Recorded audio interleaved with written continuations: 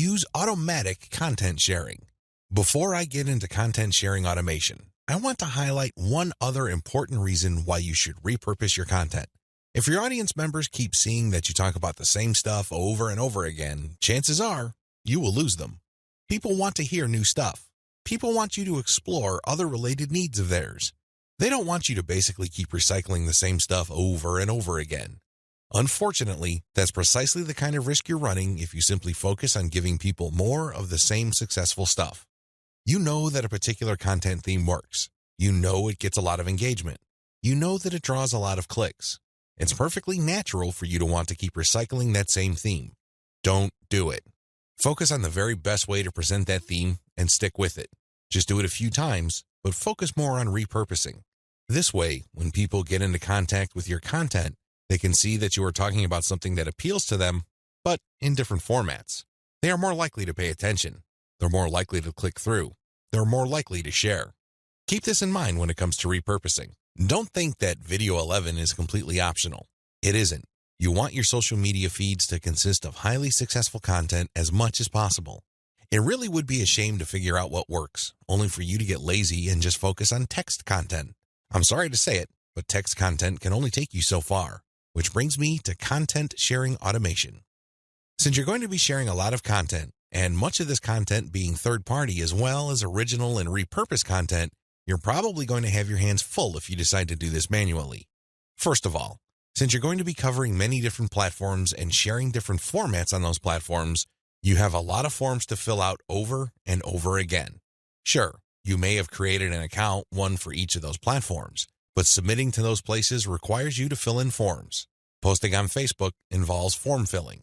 Now, if you really don't have that much content to share, this should be barely manageable.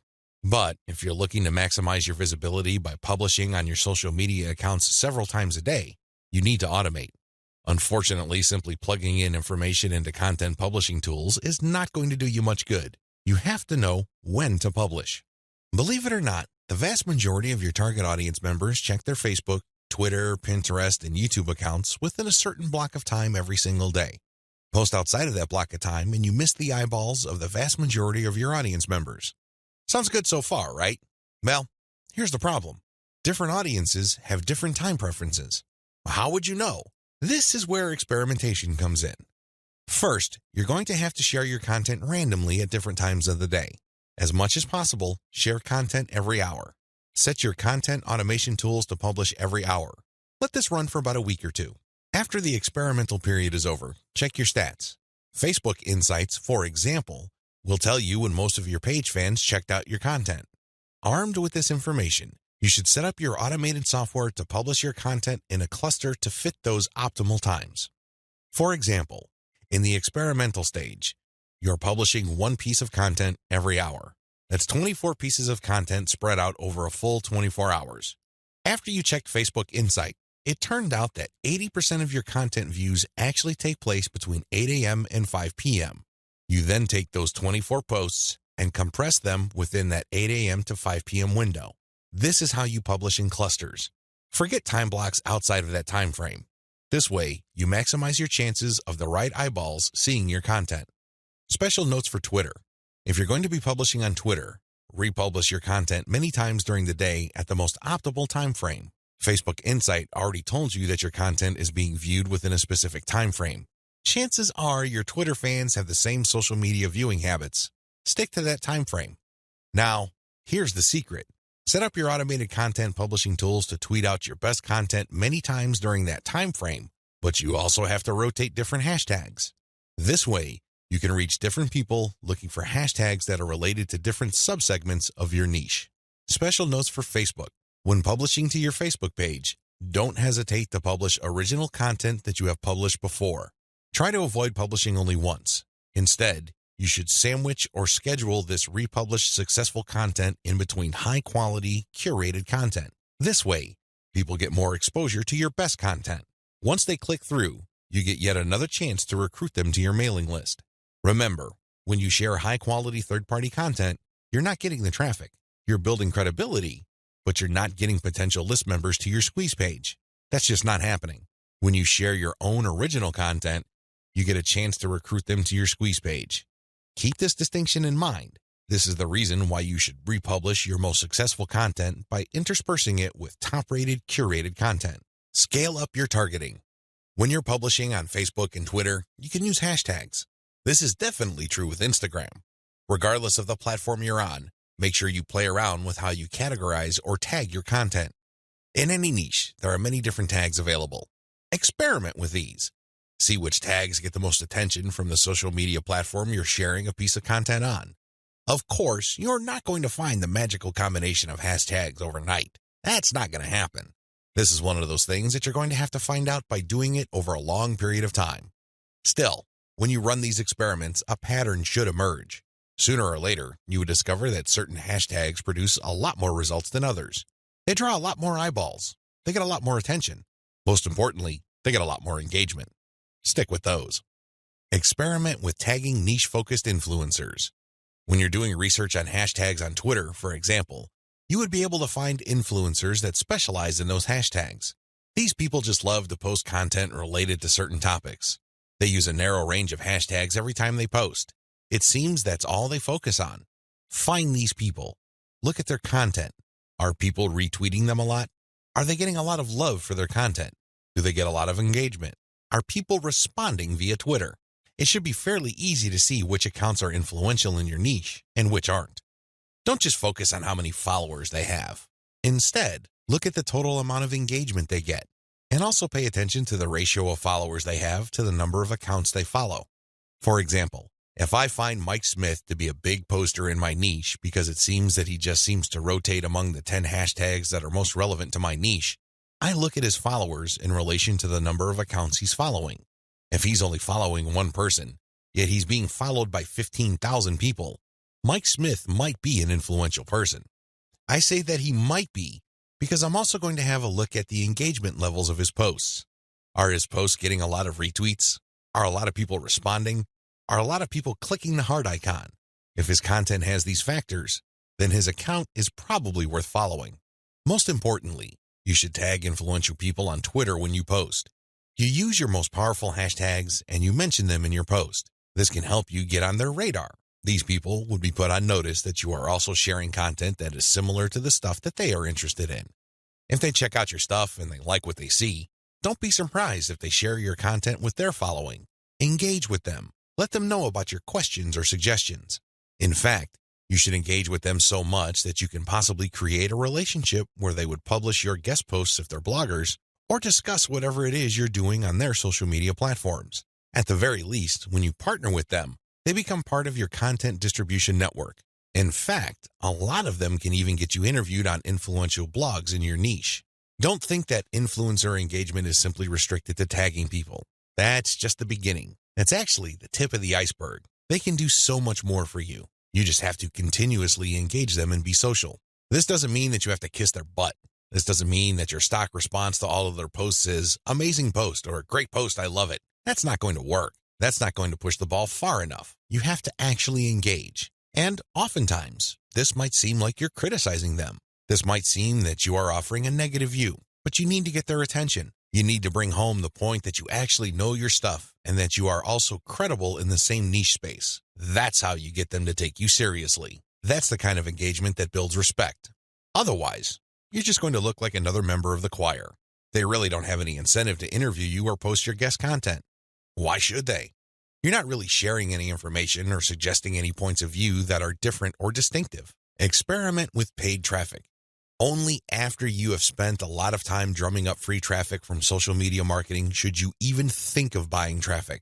I know this sounds a bit extreme, but it's the absolute truth. Why? Well, in the beginning, you don't know when your target audience members will be reading your content. In the beginning, you don't know what their demographic breakdown looks like. How many males compared to females are in your audience pool? Do males or females like certain types of content that you share? What are their age ranges? Where are they located? I hope you see the big picture here. You have to use free traffic to do initial audience intelligence. Once you've gotten all these important insights, you can then start paying for Facebook ads and other platforms' ads. If you start any earlier than this point, you probably would end up wasting your money. Study your statistics first. Pay close attention to audience patterns. Take out ads based on these patterns. Sell to your list differently. At this point, you have turned social media traffic into list members. Congratulate yourself. You've managed to do something the vast majority of social media marketers cannot do, or, worse yet, don't even think about doing. It's quite an accomplishment. Unfortunately, even at this point, it's still too easy to drop the ball. In fact, a lot of people who have mailing lists stay with one mailing list. They think that as long as people who visit their blog sign up to their mailing list, they're good. Well, at a certain level, they're correct. A certain percentage of those list members will buy affiliate products that you promote on your list. A certain fraction of your mailing list will buy your original products. Some may even visit your online store and buy merchandise. But the problem here is that if you accept this scenario, you are settling for cents on the dollar. You really are. Don't you want to maximize the value of all your hard work, focus, and energy you invested in your venture? Wouldn't you want to maximize your return on effort? If you want to get maximum results from your mailing list, you have to sell your list differently. There are really no two ways about it. Every other approach would lead to, at best, mediocre results or, at worst, no results at all. Keep the following tips in mind. Use different content on your list. When people join your mailing list, chances are they join because they got exposed to some of your content. They already know what you talk about. They are already familiar with the quality of your content. They understand the themes that you focus on. That's why it doesn't make any sense for you to feature the same exact content on your list. Sure, you may make some changes. You might change the title. You might even switch things around. But people aren't dumb. They can see right through that. They can see that you are recycling content and feeding them stuff that they have probably seen before. Do you think this kind of practice builds confidence? Do you believe that doing things this way will build trust? Of course not. You have to use different content. What kind of content will you have to use? Well, first of all, you already know what your most popular pieces of content are. Start with these. No, I'm not talking about republishing them. I'm talking about analyzing them and seeing where the gaps are. Are there any questions that are left unanswered? Are there any questions that were raised by the answers that you gave in those popular pieces of content? These should be enough to get your mind going as to the kind of finely tuned, high-value content that you're going to be sharing on your list. Remember, your updates are the ultimate reward to your list members.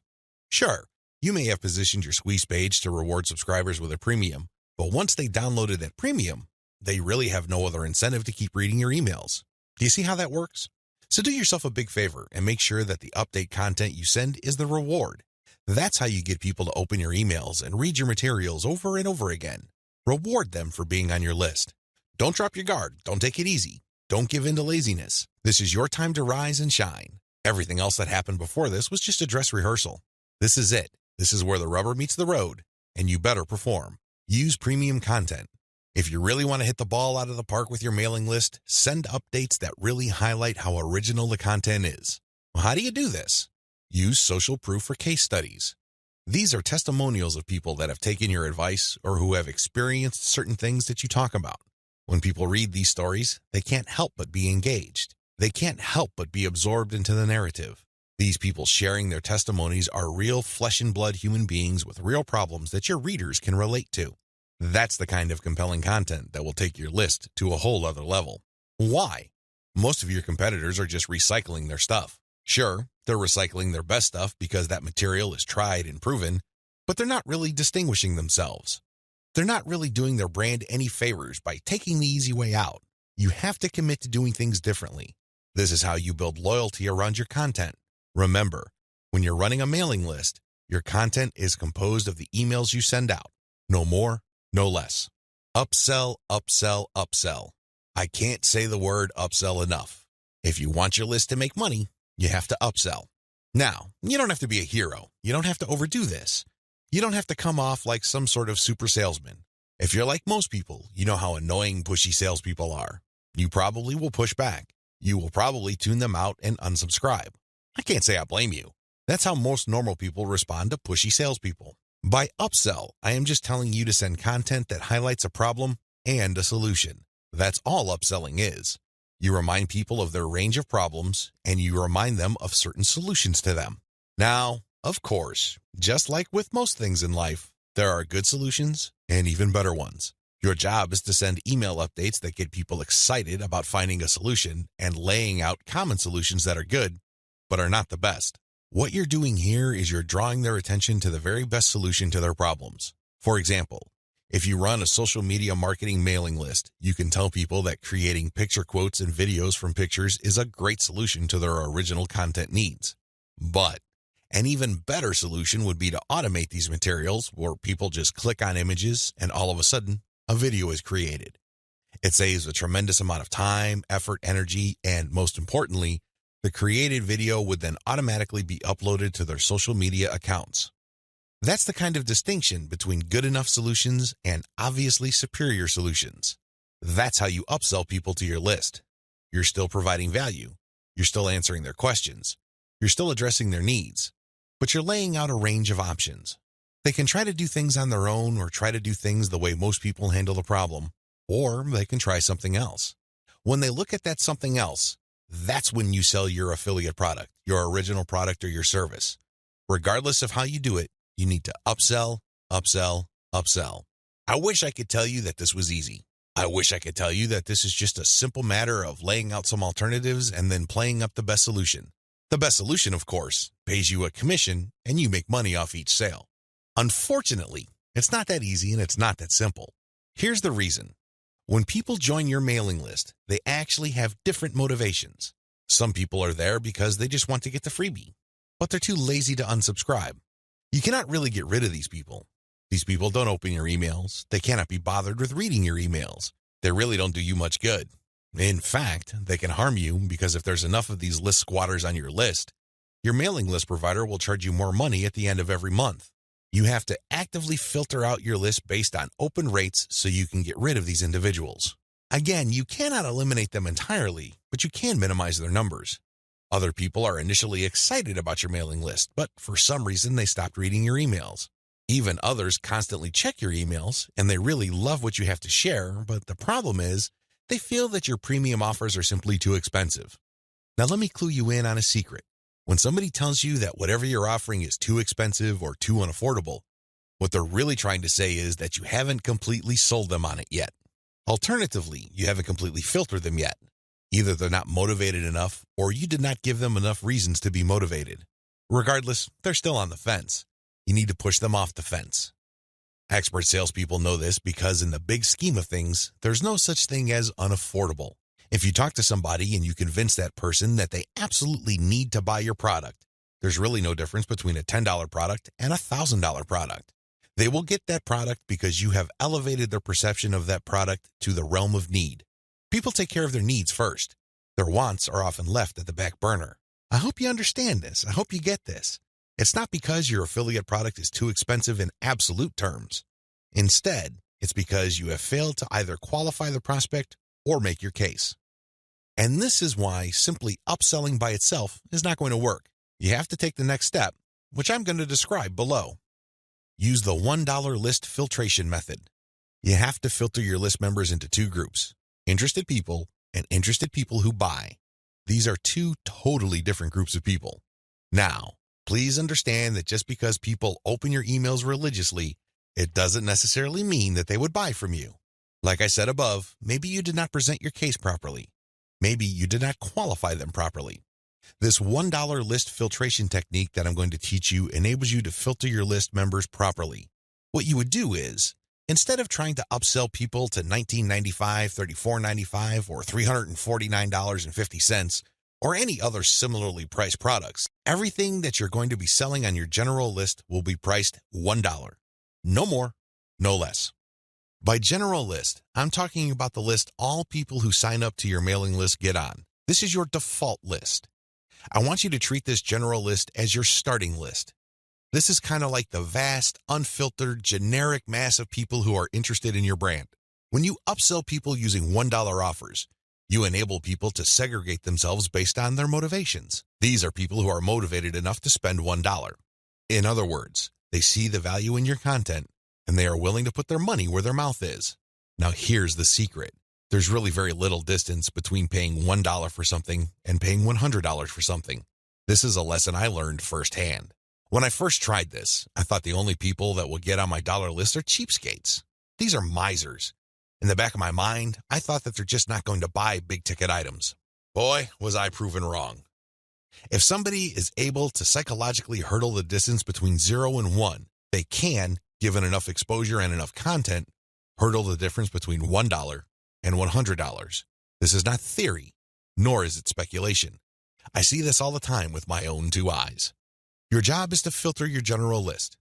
You're basically telling people, when you run these $1 offers, to prove to you whether they are just interested or truly interested. This is a self-segregating mechanism. Use it. People who sign up for your general list are interested in quality content.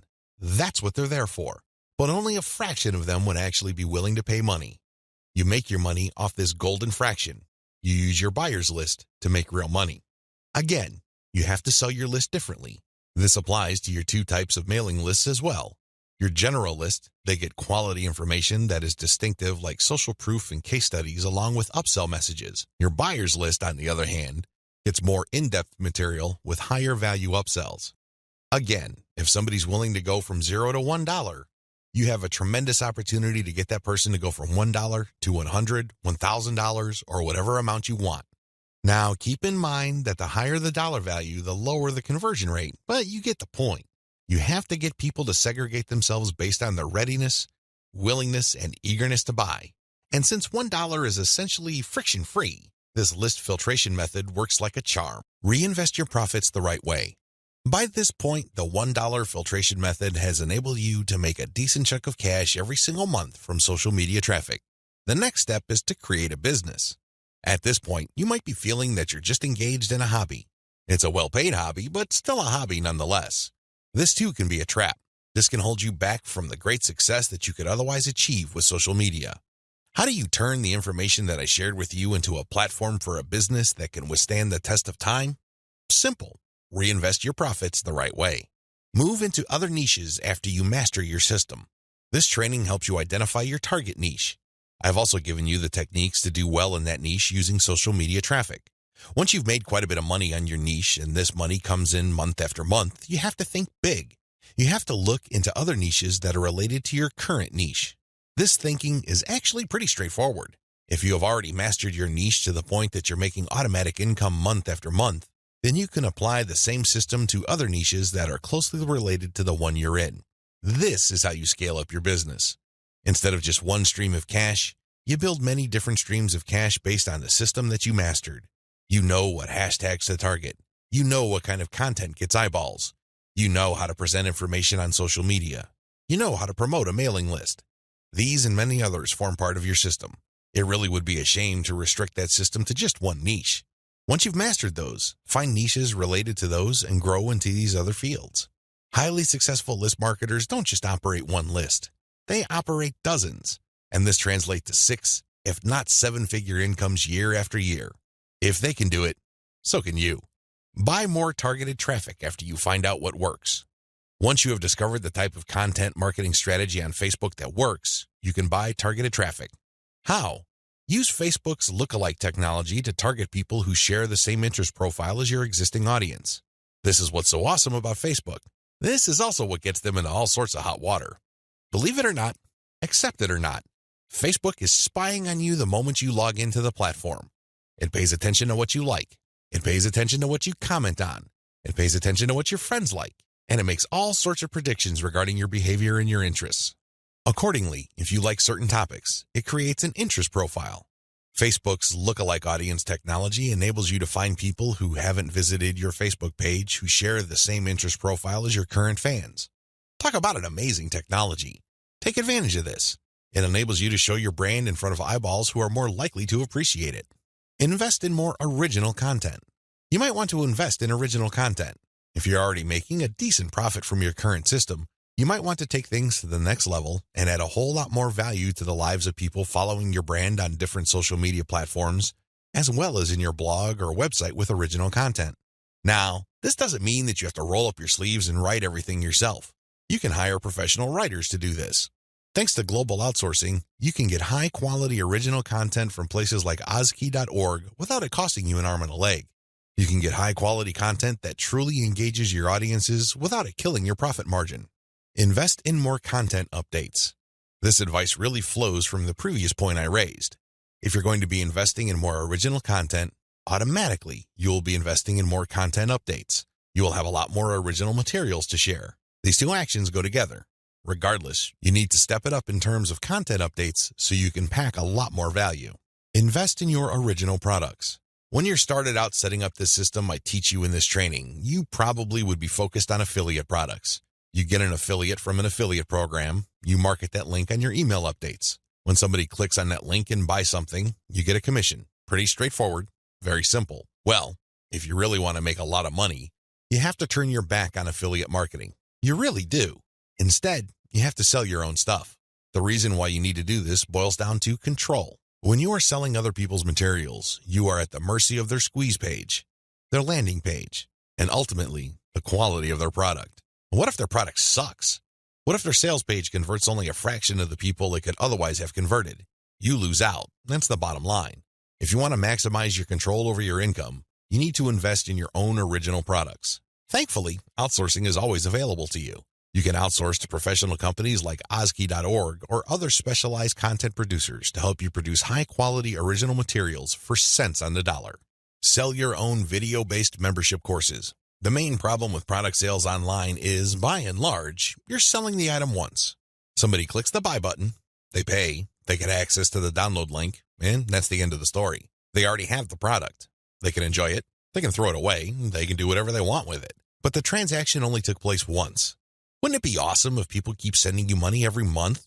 Wouldn't it be great if you get recurring income? Well, that's exactly what you can enjoy when you sell your own video-based membership courses. For example, if you have a gardening blog, you can set up a video-based course where you teach people the ins and outs of garden cultivation. Every single month, each member's PayPal account or credit card account is billed a certain amount.